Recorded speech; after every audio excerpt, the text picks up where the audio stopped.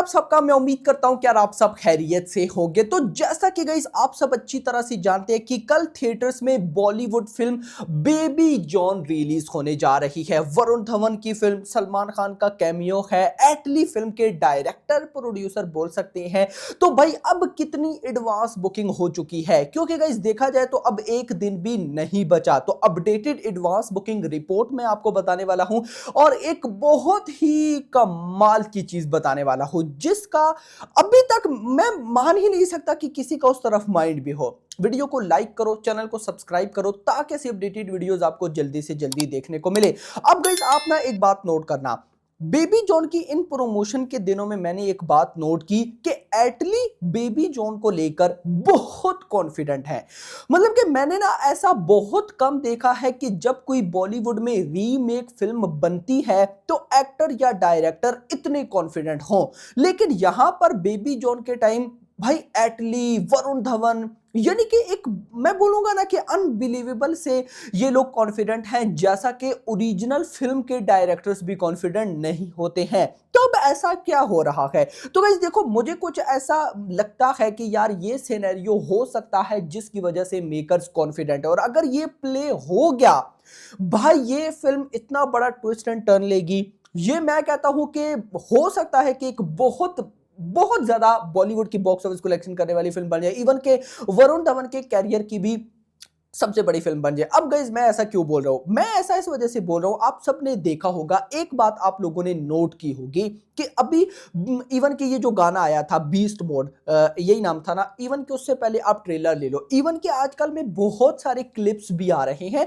हर एक में ये लोग double role double role double role, यानी कि वरुण धवन को दो रोल्स में दिखाने की कोशिश कर रहे हैं ना, एक में लॉन्ग हेयर्स हैं और एक में शॉर्ट हेयर। अब जिन लोगों ने तो भाई साहब थ्योरी देख रखी है तो उन्हें अच्छी तरीके से पता होगा कि ये कैरेक्टर एक ही है भाई, कैरेक्टर एक ही है, लेकिन वो ऐसे टाइम पीरियड में वो खुद को ट्रांसफॉर्म कर लेता है एक्सेट्रा। लेकिन ऐसी भाई साहब लेट सपोज एग्जांपल लेते हैं कि अगर मान लो कि भाई साहब ये सच में दो कैरेक्टर ही हुए, यानी कि थ्री टाइम तो एक ही कैरेक्टर था ना, विजय थलापति, वही ट्रांसफॉर्म कर लेते हैं। लेकिन अगर यहां पर दो कैरेक्टर हुए, जैसा हम कह सकते हैं कि राउडी राठौड़ में हुआ था अक्षय कुमार वाली मूवी में, भाई अगर कुछ यहां पर ऐसा ट्विस्ट एंड टर्न निकला है, क्योंकि एटली ने बड़ा कॉन्फिडेंट होकर यह भी बोला था कि यार फिल्म ना बिल्कुल थ्री का रीमेक नहीं है, इसमें काफी सारी चेंजिंग्स हैं और कुछ रियल एलिमेंट्स भी हैं। तो अगर एटली बोल रहा है तो अब वो झूठ तो बोल नहीं रहा होगा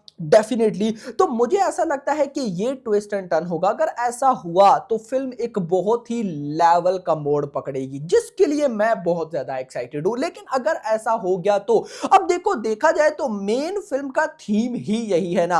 अगर तो भाई साहब एक ही हुए वरुण धवन, यानी कि जैसे थेरी थी, तो फिर गाइस मतलब मुझे उस लेवल का मजा नहीं आएगा।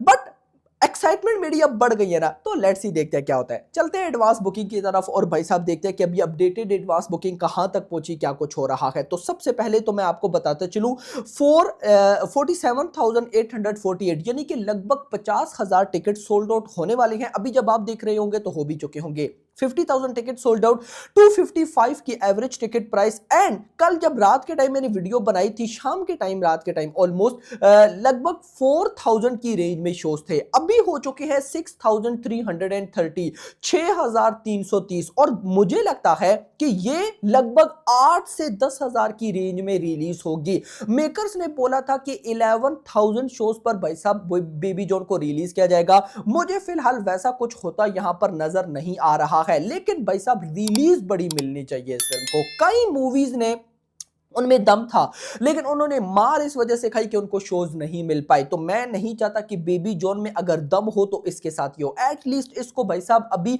इन क्रिसमस के डेज पे भाई नो डाउट मिलना चाहिए, शोज तो मिलने चाहिए, फिल्म जैसी है भाई साहब वो तो बात की बात है। तो अभी तक 6,330, देखते हैं रात को जो हमारी फाइनल रिपोर्ट वाली वीडियो आएगी 9 बजे के आसपास, तो उसमें देखते हैं कि क्या रेस्पॉन्स है। 50,000 टिकट सोल्ड आउट, 255 की average ticket price and 6,330 shows. और एडवांस बुकिंग की बात करूं तो 1.45 करोड़ की एडवांस बुकिंग, यानी कि 1.5 करोड़ की एडवांस बुकिंग हो चुकी है विदाउट ब्लॉक सीट्स।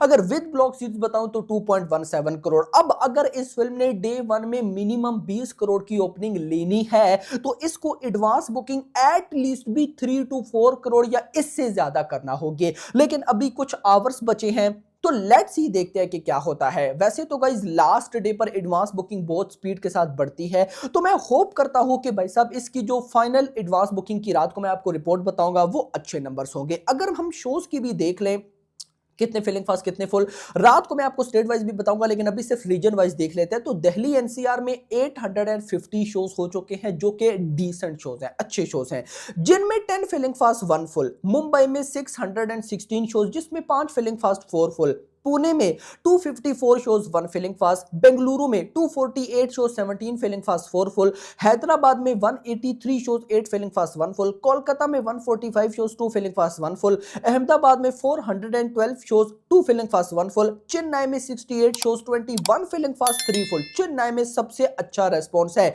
शोज भी नहीं है 68 शोज और उसके बाद रेस्पॉन्स देखो 21 filling fast and 3 full, not bad. Surat में 270 शोज 2 फुल हो चुके हैं। जयपुर में 124 शोज, चंडीगढ़ में 109 शोज, भोपाल में 25 शोज, लखनऊ में 142 जिसमें ऑलमोस्ट 8 फिलिंग फास्ट, मदुरई में 3 शोज हैं एंड सो ऑन। सलीम की बात करूं तो 3 शोज। आप फिर नोट करो जो कल मैंने एडवांस बुकिंग वाली वीडियो में बताया था, आज भी बता रहा हूं कि शोज तो अब मिल रहे हैं, यानी कि 6,300 प्लस शोज है, लेकिन उस लेवल का क्रेजी रेस्पॉन्स नहीं है। इवन कि मैं इसको डिसेंट रेस्पॉन्स भी नहीं बोलूंगा कि फिलिंग फास्ट फुल का।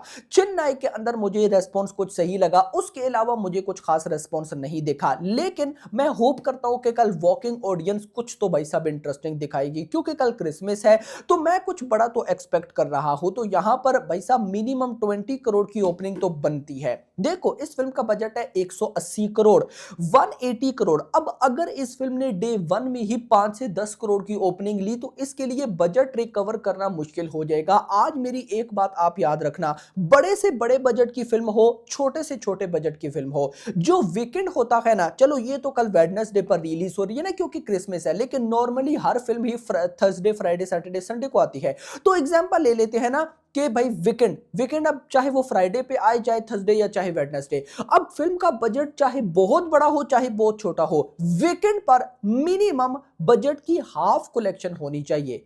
अब जैसे बेबी जॉन के एग्जांपल लेते हैं, 180 करोड़ बजट है, कल वेडनेसडे को रिलीज हो रही, अब इसके पास बड़ा वीकेंड है, Wednesday Thursday Friday Saturday Sunday 5 दिन, तो इन 5 दिन में लगभग 90 करोड़ की नेट कलेक्शन तो भाई होनी चाहिए। क्योंकि गाइस देखो, जब बजट का हाफ आपकी फिल्म वीकेंड पे, पहले वीकेंड पे कर लेती है तो फिर बजट का रिकवर होना बहुत इजी हो जाता है। अगर बजट का हाफ भी वीकेंड पर ना हो फिर भाई साहब बहुत मुश्किल हो जाती है। अब सिंपल बात बताता हूं, आप चले जाओ नेक्स्ट ईयर जनवरी, जनवरी के आप चले जाओ पहली डेट्स पे, तो लगभग 10th को आएगी फतेह, बॉलीवुड की फिल्म, इंटरेस्टिंग लग रही है। अब उसी के साथ गेम चेंजर भी है, वो भी हिंदी में आएगी, यानी कि शोज डिवाइड हो जाएंगे। तो जब और उसके बाद भाई साहब आगे I think so Republic day पर अक्षय कुमार की फिल्म है, तो ये जब डिवाइड हो जाते हैं शोज तो पब्लिक के पास चॉइस आ जाती है कि यार ये नहीं सही मैं ये देख लेता हूं, ये नहीं सही मैं ये देख लेता हूं। तो I think so baby John अगर तो फिल्म में कुछ बड़े ट्विस्ट एंड टर्न लेकर आई